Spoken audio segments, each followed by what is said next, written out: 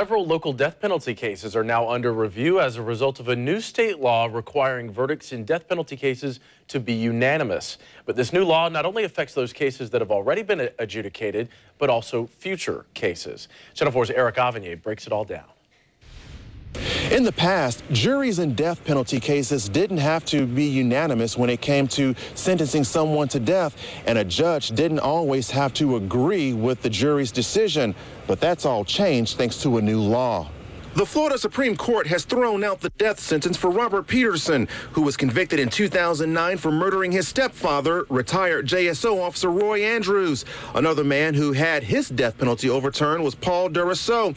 There will be a hearing on Monday, in which time a new sentencing hearing could be scheduled. Hundreds of death penalty cases that have not finished going through the appeals as of 2002 could be up for review thanks to a new law that requires a unanimous jury decision. Anybody from 2002 until now who received a death sentence of not a unanimous number, 10-2, any of those numbers, they're going to get a chance, according to the most recent opinions from the Supreme Court, to come back and say, I deserve a new sentencing hearing. And that is expected to open a floodgate of hundreds of cases across the state that could be up for review. So you can expect that anybody who's sitting on death row now and their case has been handled only within the last 10 to 15 years are most likely going to be coming back in order to have a new sentencing hearing.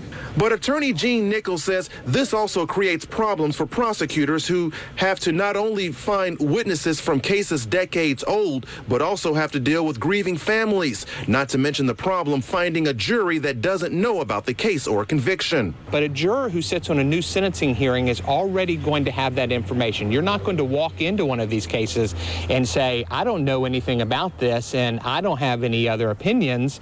They're going to have an opinion because they darn well know that that individual has already been convicted and has already been sentenced to death once. In all 6 cases where the death penalties have been overturned, the convictions were upheld. So the question now is, what will the sentence be this time around?